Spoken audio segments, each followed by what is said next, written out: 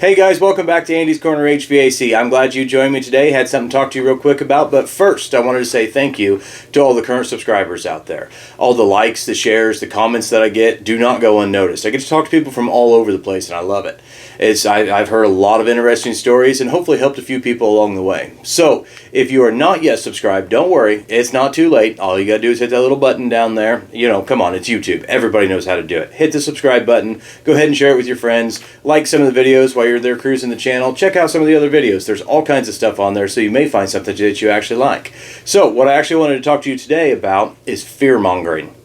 Yep, I said it, fear-mongering. Our industry is full of fear-mongers, and I find it awful. I find it pathetic. I find it weak. I don't know why anybody would want to do that to any of the technicians that are out there or the homeowners. I mean, they're the end users. Clients are the end users. And fear-mongering is not a way that we should be using anything to talk about any of the products or services or anything like that that we offer. If you are not aware, our refrigerant is going to be changing in the year 2025 here in the United States. We are going to A2L Refrigerants. A2L refrigerants are not new. They've actually been around for a long time, but they are becoming new to the U.S. So, when anytime something new comes along, everybody freaks out. Everybody's head just explodes because it's something new. It's something different. It's scary. It's dangerous. And they put out all these different things out there about it because the A2L rating, which we're going to get into, I've got some of my notes here to keep me on track, but the A2L refrigerants, yes, they are a little more flammable than what the original refrigerant was, but that is what everybody is using for fear-mongering. Because one of my biggest things is we don't have a choice. Do I want A2L refrigerants? Absolutely not. Am I a supporter of A2L refrigerants? Absolutely not. I want to make sure I get that clear in this video that, no, I'm not a supporter either. But I also know what my profession is, I know what my career is, and what I have dedicated my time to is the heating and air industry. The heating and air industry is changing. It changes every day anymore. Technology is moving so fast, it's hard to keep up. Well, one of the things that's happening in our industry is the changing to A2L refrigerants. So I can't be afraid of it. I can't scare people from it or anything else, because if I don't want to use that for refrigerant, guess what? I don't do heating and air conditioning anymore, because all of our units are going to A2L. Like I said, if I like it or not, that's besides the point. But A2L refrigerants were bound to come down the line eventually anyways. They've been used globally for a lot of years now, actually quite a few years in some of the other countries. And so it's not new. That's one of the things everybody's using, is that it is new. It's not new. Make sure you get the facts straight before you go with that. Like I said, A2Ls were bound to happen, but we've been using 410A since primarily it came into effect in 2008. There was 410A. 410A actually came out back in the early 90s, I think it was, or mid 90s, I'm sorry.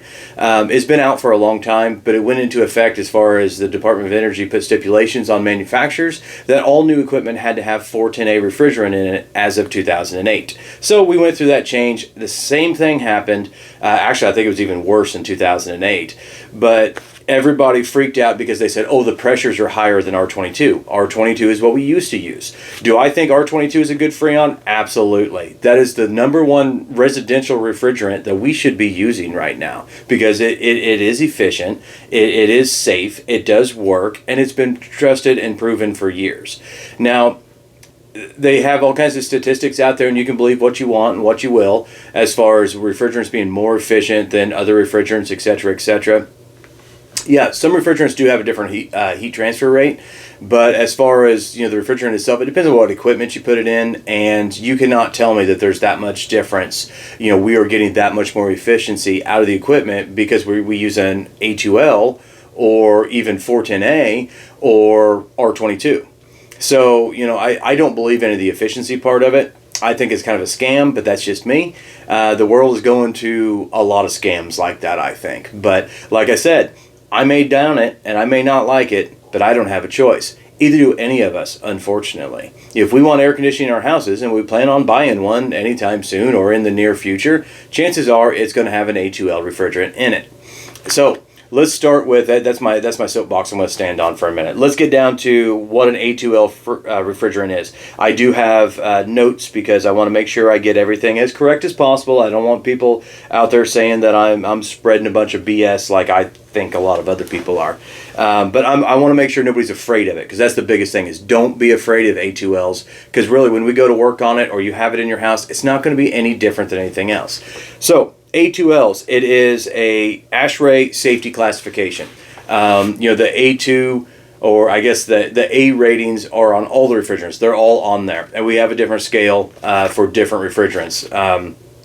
I'm going to put up a little chart here, and there'll be a link down below. You can click it if you are that into it and you want to see what the differences are. But hopefully somewhere up here, maybe up here, one of these places or another, you should be able to see the chart that we have. But on the A2L, which is what's going to be coming out, the A is for its toxicity rate. You have A or B refrigerants. B being more toxic than what A is. Most all of our refrigerants, especially residential use, is A. It's not. It's lower toxicity. I cannot say non-toxic. It is lower toxicity. But in the real world these days, what in the world isn't at least a little bit toxic? Don't eat anything or don't lick anything. But you got your toxicity rate for your A, and then your number is your flammability rate. Now you can see on the chart up there, we've got no flammability rate, we've got lower flammability rate, and then we classify into, that's the 2 rating, then we've got 2L and just regular 2. A2L is what we're going to be using in the new refrigerant, and it is the lower end of that lower flammability. They have to put it in that classification because, yeah, there is a little bit of a flammability issue there. Everything has a flammability issue. I can't wear a shirt that's not flammable, so don't worry about the damn Freon that's in the unit, is the way I see it. Sorry, that was too much. But then we move into the A3s. The A3 is a lower toxicity rate, but it is a little more flammable. Some of the more flammable ones that pop in there on that scale is like R290. R290 is basically a pure propane. Everybody's terrified of that. I've used some of the R290. I don't really see why we need to be using it, but that is what we're going to go to. But the R290 isn't really any more dangerous as long as you use safe handling practices. When you're working with the equipment and installing the free refrigerant and putting the refrigerant in, all those kind of things, not a big deal. It's not going to hurt you. As far as somebody having it in a place of business or something like that, because the R290 is usually used in low temp coolers. Most people don't have that in their house. But a lot of commercial refrigeration stuff is using R290. It's not as scary as they say that it is. Yes, it is pure propane. So what? My house is heated with propane. I have a 1,000-gallon tank out there, so I always do summer fill, so that tank is filled up. So I have 800 gallons of propane sitting outside my back door, and then it is piped into my house to my gas furnace.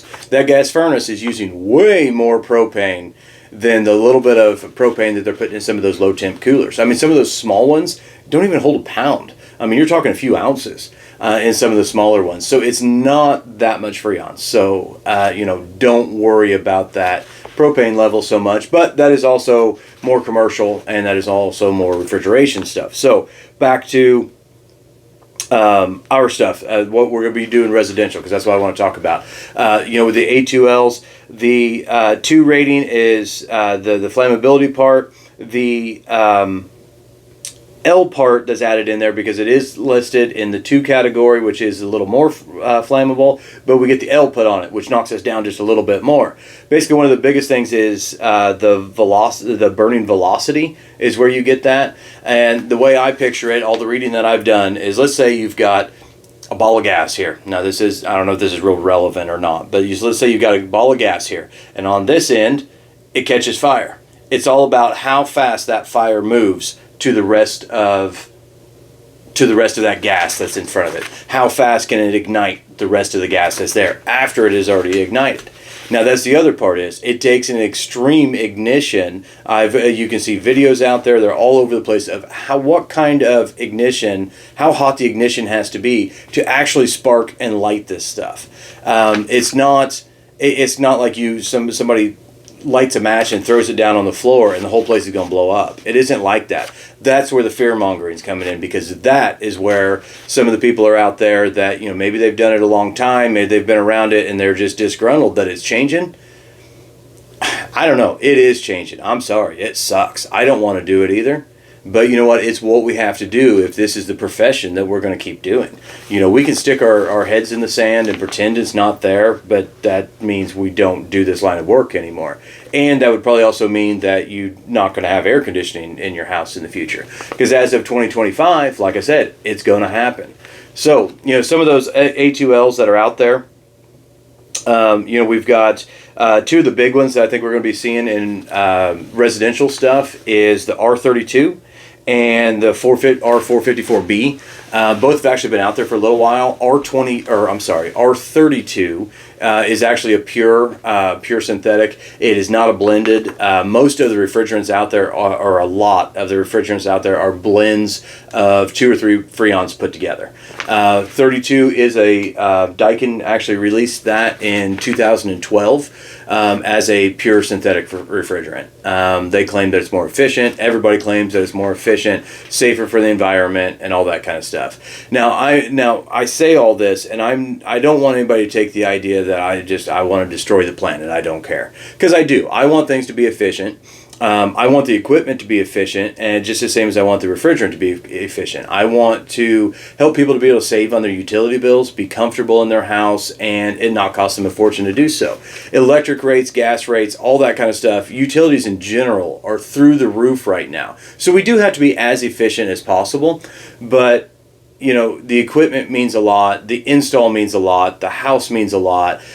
The type of freon in there is going to be the least amount of worry that I give, you know, when it comes to the efficiency rate. Yeah, I do want to be safe for the environment. I think we should use safe handling practices when we reclaim and dispose of freon and everything like that. I'm not saying that you shouldn't, but as far as being more healthy for the environment or not, I don't know. That's up in the air in my opinion. But the R32, I think is going to be in a lot of them, especially like a Goodman Amana, things like that. You know, I've got an Amana in my house. I did just recently purchase a new air conditioner, so it does have the 410A in it. But, you know, later on, my next one probably be an Amana, and my next one will probably have R32 in it. It's just what it is. So that's one of the big ones. And then we have R454B. R54B is probably going to be in a lot of the other brands, because one thing that our lovely government did was they allowed manufacturers to pick what kind of freon they wanted to use. And the crazy part, actually, I got to throw this in there too. The crazy part about all of this is there are still a lot of stipulations up in the air. You know, today, while this video is being made, they're still trying to figure out what they're going to do. You would think they would have had this figured out a long time ago, but obviously procrastination is everywhere. But you know, there are still a lot of stipulations that they have to come up with, and they have to actually fine line and change, because it is different. But the 454, it is a blend. It's actually a blend of 32 and R1234YF, which I believe the 1234YF, which I could shorten that up, I believe that's what they're putting in vehicles these days. So it's already out there. So I mean, if you're concerned with some of these A2L freons and everything, you may be driving a vehicle around that's already got it in it. So it's out there. It's around all over the place. But especially in Europe and some of the different places and some other countries around in other areas, they have been using these A2L refrigerants forever. This isn't new. Don't let anybody tell you that it's new. Now, does it change a lot of stuff? Absolutely. Who is going to get hit hardest with this? You have manufacturers. Yeah, they got to change their stuff up to be able to, do the new freons. Okay, you've got that. Then you've got the distributors, because they're the people that actually buy from the manufacturer and then, send to the contractors. So, they've got to deal with this. And when 2025 gets here, we're going to have to deal with, distributors are going to have to deal with what do they do with all the equipment that they have that they may or may not be able to sell anymore because it's got the R410A freon in it. Don't know. It is what it is. So they have to deal with that. Contractors are going to have to deal with it because contractors end up being like the middlemen and women for, the distributors, the manufacturers, and the client. And then the downside is then you have the client at the bottom. And they're the ones that are going to have to probably pay the most for this. I'm not saying it's a good thing. I'm not saying I support it whatsoever, because I think, again, we're doing just fine with R22. That's been a bunch of years ago. Sorry, guys, I'm getting old, but R22 I think was doing just fine. But, we have seen it, and the price of equipment, the price of Freon and everything has skyrocketed, especially in the past few years. Now, we do have COVID. Everybody blames it on COVID times, and I don't know. I think COVID wrecked the world in a lot of ways, but I think people use it as an excuse these days. Manufacturing and everything has been back to work for a long time, so I think we should have been able to catch up by now. So I don't like using the COVID excuse, but we pretty much can date, 2020, 2021, prices started skyrocketing. In our country, we blame it on Biden inflation. And I mean, I stand behind that. I think that's what most of it is here. Because of some of the different things that have happened. Inflation is through the roof, at the moment. But it is everywhere. It's not just our country. So, we do have to deal with that. But the price of equipment's going up. The price of Freon has skyrocketed. And a lot of it is because of these changes. So if you are a homeowner out there, please, I ask you, please don't be mad at the contractor. It's not their fault. They're dealing the equipment that they're allowed to deal. I mean, that's what it is.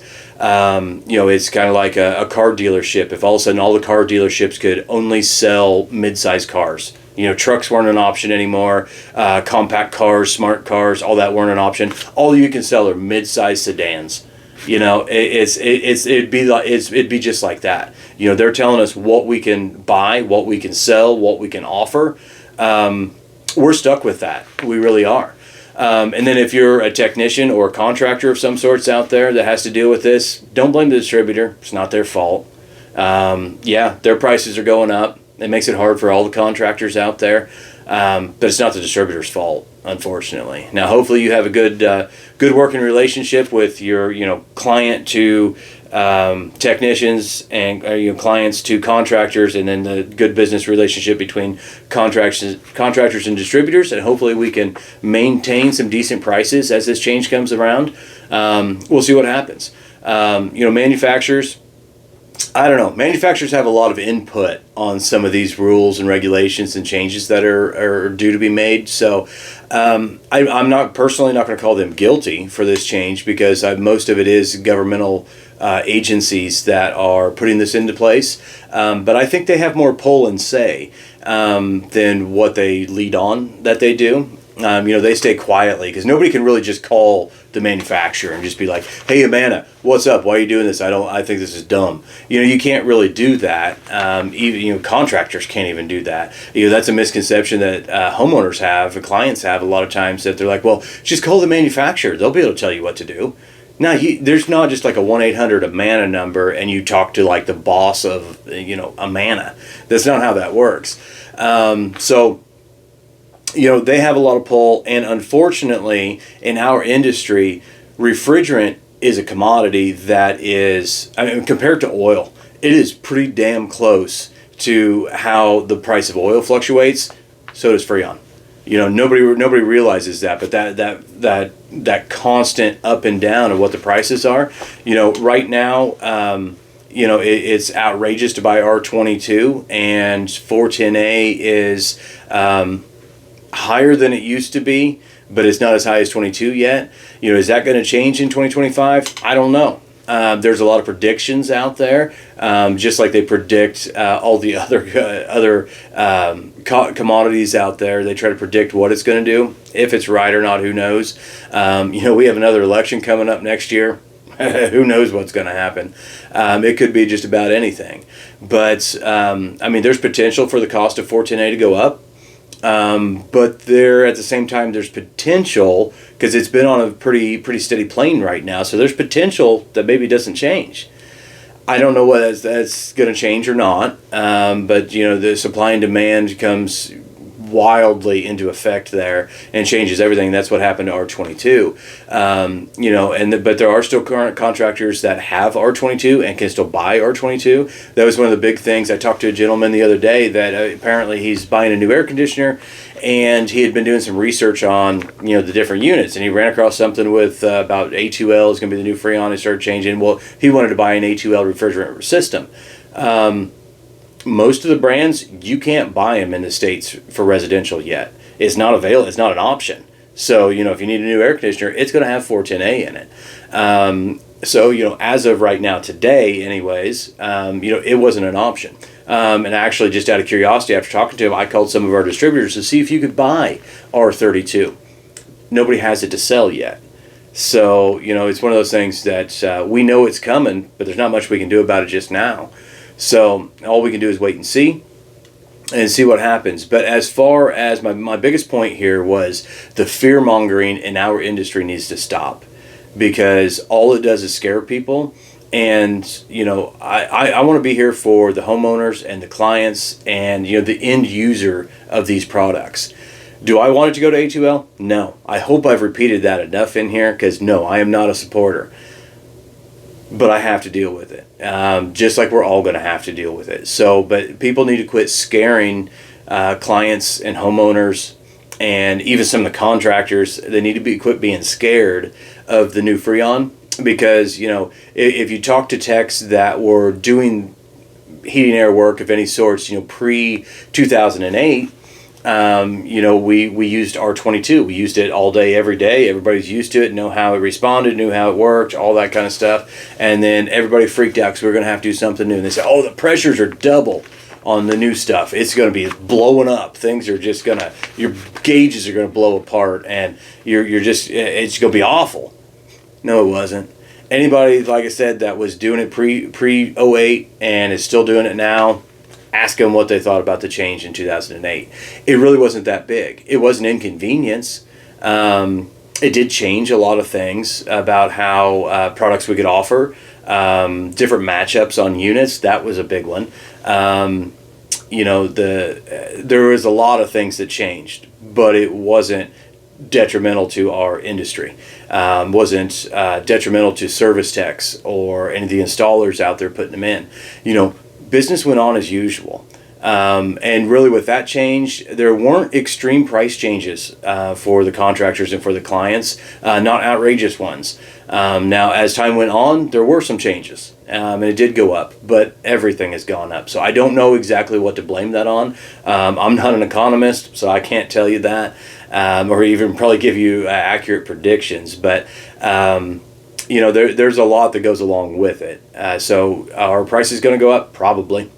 Prices went up last year, or I guess this year, earlier this year, prices went up because that was another governmental change that most homeowners probably didn't even know about. They used to rate air conditionings in the SEER, with the seasonal energy efficiency ratio. I've got some other videos out there explaining SEER and everything,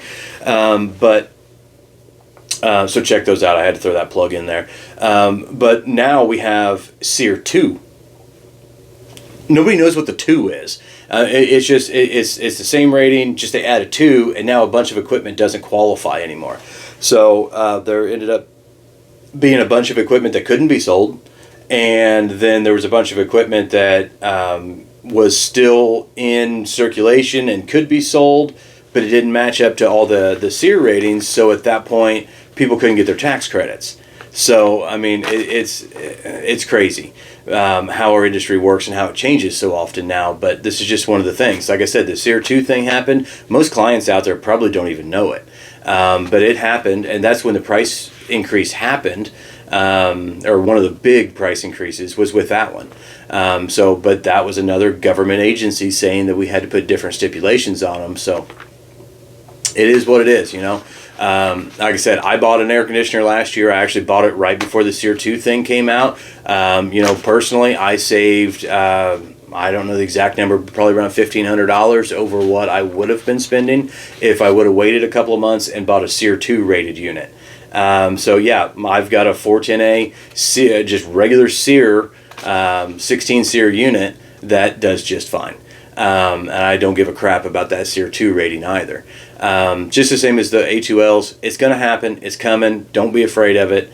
I don't know. There's nothing we can do. So this is what we're working with. So anyways, I went a lot longer than I had to, or I wanted to, but I had a lot of things to get in there. So I just wanted to let you know that it's not a new thing. It's not dangerous, and we're stuck with it. Those are pretty much the high points. So if you have anything whatsoever, hit me up in the comments. I love talking to people about it. I'm guessing this one, I'm going to have all kinds of people jump in my case about trying to falsify information and all that kind of stuff, whatever. I don't care. I want to put it out there like I see it. So I want to be honest to the homeowners and clients. I mean, that's the number one thing out there. So like I said, hit me up, share with your friends, because sharing is just the right thing to do.